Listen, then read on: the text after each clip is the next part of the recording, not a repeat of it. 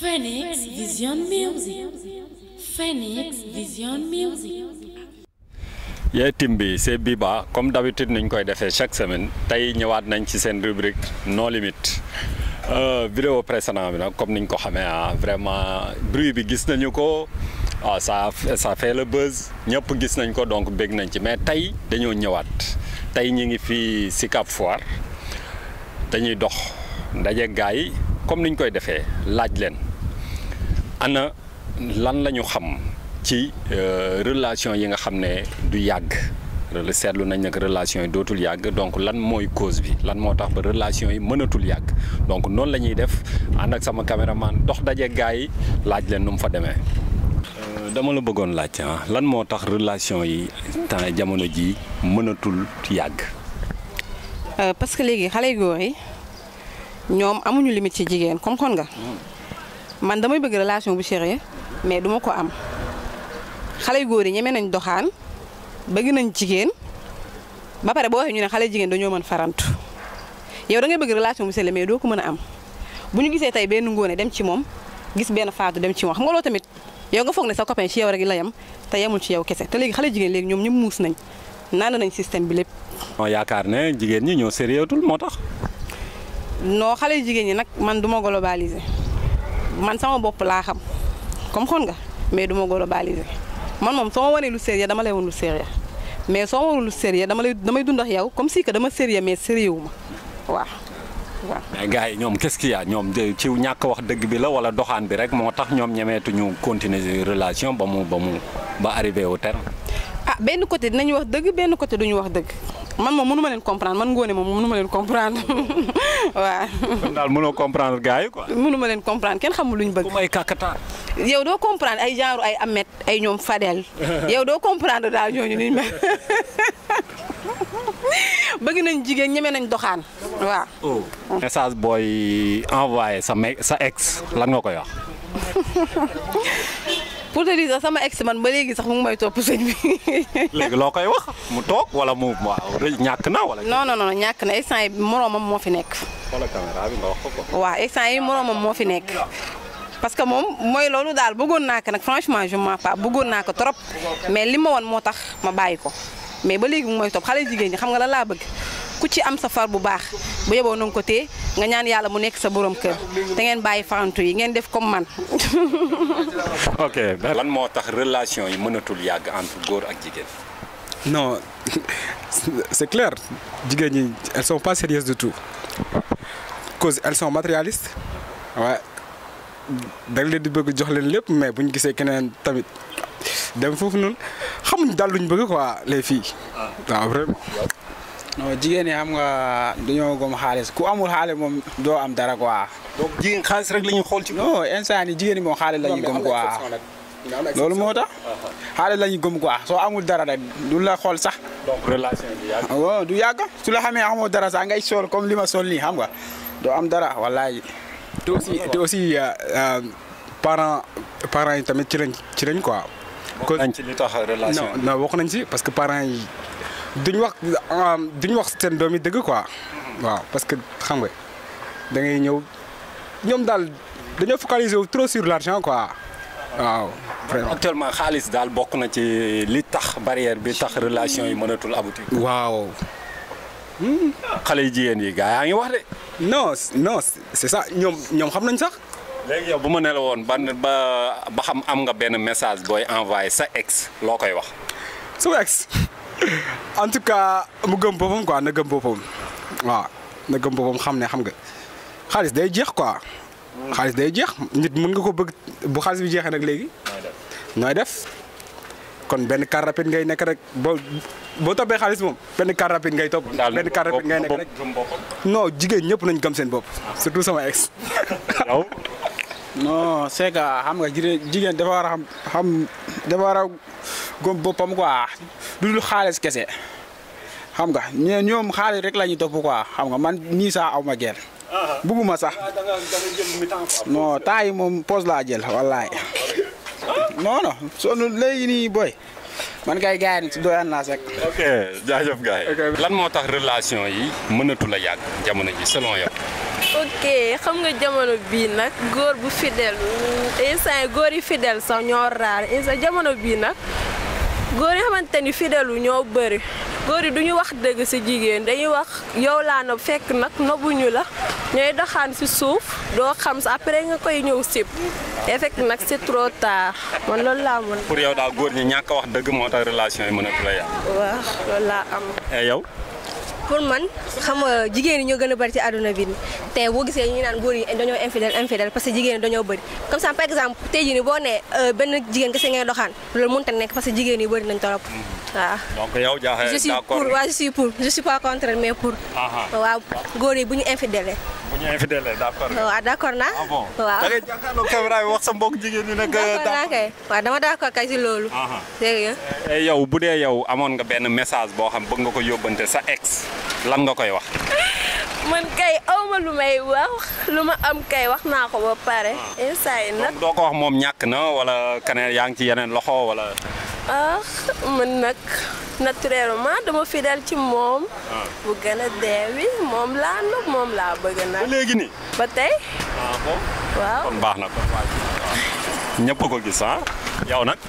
pour man sama ex lu ma koy wax dama koy ne par exemple tey jii nii ma paay bàyyante ak moom la kii bu ñu bàyyante boo xamante ni jotewuñu dara daal ma bàyyi ko dinaa ko ne carrément bonne chance bonne continuation si lu muy dem nag du ma ko ne bu nekkul yow keneen la loolu du ma ko mos a wax sax waaw dama koy souhaité lu baax comme ça nga doon jaamu daal. waaw Sénégal dem kanam tey.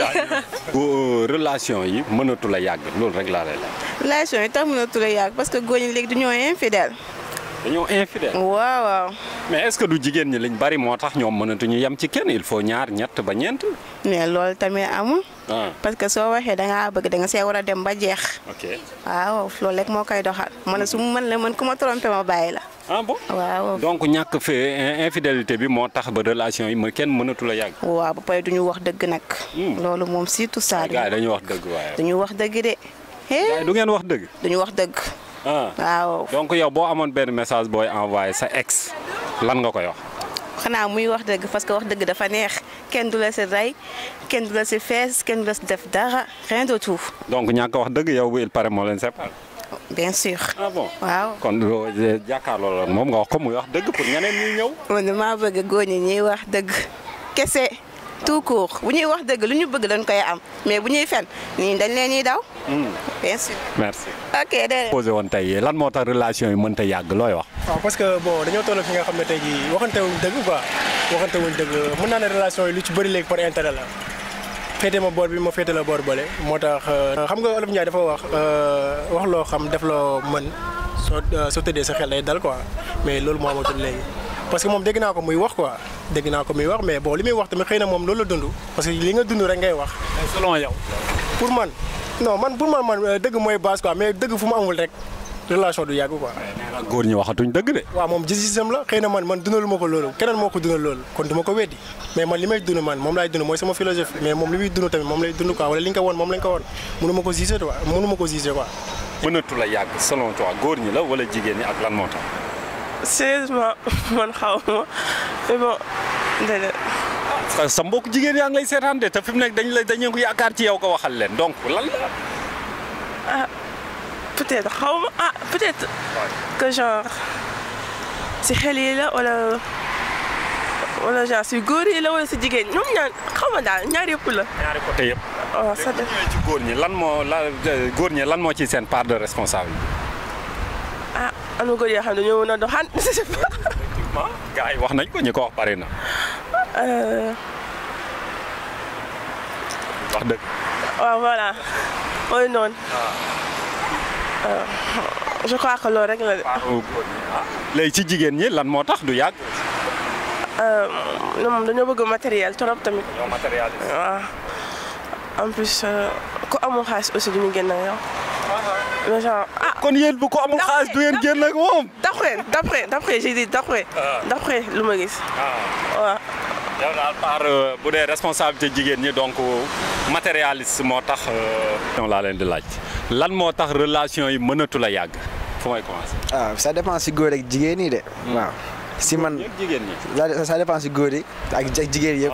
donc la responsabilité elle est partagée. oui voilà. léegi paaru góor ñi lan moo tax.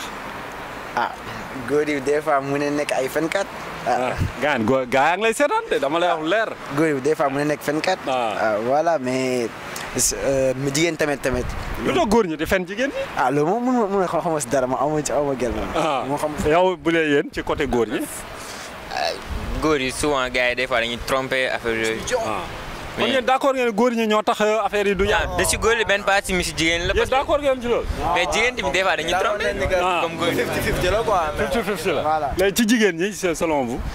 si jigéen moom Fall. duñ bëgg yem ci kenn quoi. matérialiste quoi. duñ bëgg yem ci kenn. yow ñoom doyaluñ quoi duñ yem ci kenn. duñ bëgg yem ci kenn loolu wax yow. jigéen ñi. jigéen ñi moom moo bëri problème déjà. si la ma jot a xam sama xarit yi et tout. sama xarit yi ñii sama xarit yi et tout. est-ce que moo la sax. amoo gel ba.